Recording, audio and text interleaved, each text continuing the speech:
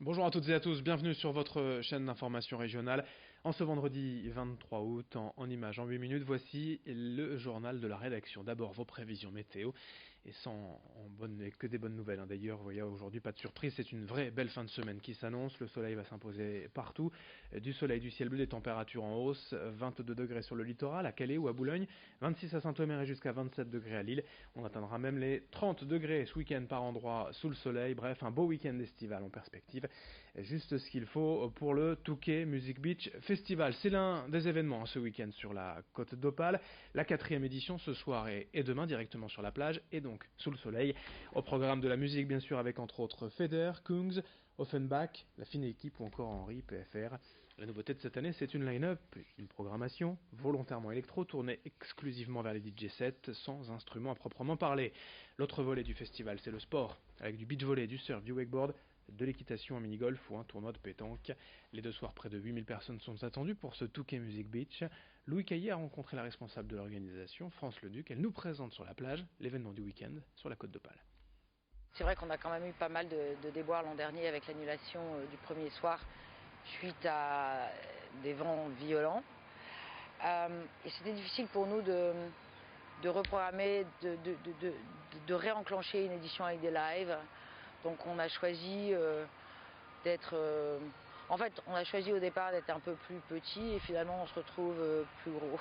Donc voilà, parce qu'on ne sait pas, quand on aime ce métier, on ne peut pas faire autrement de faire toujours plus pour le public. Je pense que les choses qui changent, c'est qu'il y a un gros accueil au niveau des entrées avec 16 arches qui vont permettre le passage facile des festivaliers. On est en cashless. Et dans ce journal aussi, alors que les vacances touchent à leur fin, la MEL et son entité de promotion et Hello Lille ont déjà dressé le bilan de l'activité touristique cet été, avec une bonne nouvelle, plus de visiteurs dans la métropole lilloise cette année qu'en 2018. 66,7% de taux d'occupation des hôtels, c'est 1% de plus que l'an dernier. Notez aussi le retour des touristes français qui représentent plus de 80% de la clientèle, mais il y a encore des axes d'amélioration potentiels. Selon les responsables de cette agence de promotion et Hello Lille, interrogés hier avec une belle vue envoyée sur la Grand Place, au micro de Vincent Vieillard. Il faut travailler sur le marketing territorial, montrer un petit peu toutes nos pépites dans cette métropole européenne de Lille, les mettre un peu en exergue, et puis travailler également avec des ambassadeurs. On va beaucoup travailler avec le monde économique, les étudiants, le monde scientifique. L'idée, c'est qu'ils puissent, quand ils vont à l'étranger, vendre le territoire en disant venez dans la métropole européenne de Lille, là où on est installé, vous allez voir, c'est extraordinaire. Travailler également avec le tourisme d'affaires, les gens qui viennent en congrès chez nous, eh bien, il faut qu'on leur montre pendant qu'ils sont chez nous qu'ils peuvent découvrir autre chose et leur donner envie de rester et voire de revenir avec leur famille. Dans l'actualité de la métropole lilloise et également cette information de la Voix du Nord. Hier, Damien Castelin, le président de la MEL, est de nouveau mis en examen mardi pour recel d'abus de biens sociaux dans l'affaire du Grand Stade. De nouveau, c'est la livraison de pierres bleues pour sa terrasse personnelle qui serait en cause. D'autres soupçons pèsent encore sur Damien Castelin dans ce dossier d'attribution du Grand Stade, en plus de celui des notes de frais du président de la MEL. Le sport aussi dans l'actualité, ce vendredi avec du football, le championnat national. Ce soir, le leader Dunkerque se déplace au Red Star. Boulogne de son côté accueille Concarneau au stade de la Libération. Les Boulonnais ont mal démarré le championnat avec pour l'instant 1 nul et 2 défaites, 1 point en 3 matchs. Pour cette rencontre, les supporters espèrent enfin une victoire à domicile. Et hier, lors de la conférence de presse, le staff boulonnais a présenté la dernière recrue, le jeune attaquant Randall, prêté par Nantes. Le cas de Kader Kraichi a également été évoqué. Le milieu de terrain, joueur cadre de la saison dernière, est aujourd'hui écarté du groupe. Les dirigeants expliquent cette situation par le refus du joueur de signer une prolongation de contrat, alors que lui souhaitait partir en Ligue 2 cet été. On écoute le directeur sportif Aurélien Capou à ce propos, au micro de Vincent Vieillard.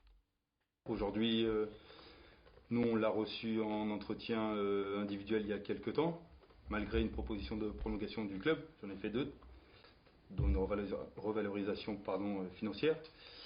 Il nous a exprimé son mal-être, voilà, il a quelques états d'âme. Kader Kraichi est un joueur sur lequel on a compté la saison dernière, avec lequel il a fait une bonne saison. Maintenant aujourd'hui, moi je suis le garant un petit peu de l'institution du club et j'ai besoin d'avoir des joueurs à 300%. Voilà. Parce puisqu'on a un projet ambitieux et ça passe par des joueurs à 300%. Et aussi, il faut respecter aussi l'institution et ses supporters. Donc on ne peut pas aujourd'hui mettre un joueur qui est à 50%, c'est pas possible.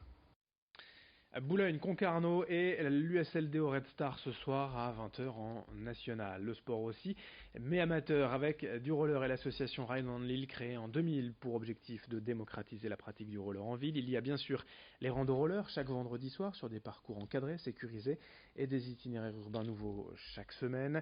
Toutes les infos d'ailleurs sont sur la page Facebook de l'association Ride on Lille pour la rando roller de ce soir. Mais l'association s'est aussi développée en proposant des ateliers, des stages, des animations. Présentation au micro de Margot Sey.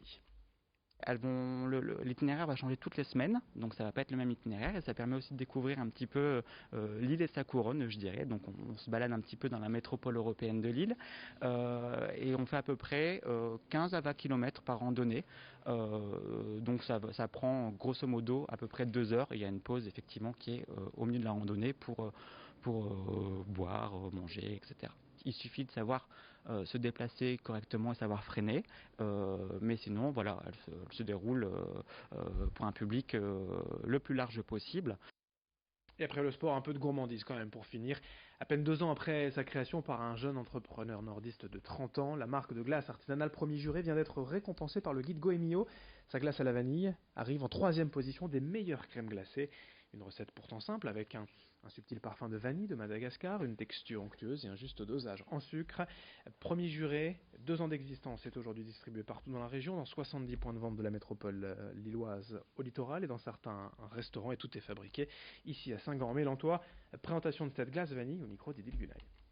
C'est des gousses de vanille de Madagascar et elle est ensuite importée et travaillée par Eurovanille qui est dans le Pas-de-Calais. Les ingrédients qui composent la glace, c'est d'abord le lait qui représente 50% de la recette, de la crème, 2 ingrédients majeurs pour avoir une texture qui soit très crémeuse et onctueuse, et donc ensuite un peu de sucre. Et donc c'est un juste équilibre. C'est d'ailleurs aussi ce qui avait été remarqué par le Goemio, c'est l'intensité du goût, la texture et l'équilibre justement avec le sucre. Puisqu'on retrouve beaucoup aussi de produits qui sont trop sucrés et qui couvrent le goût du parfum. Et là, c'est justement un bel équilibre qui a été constaté. Fin de cette édition, à suivre dans un instant vos prévisions météo. Très bonne journée à toutes et à tous.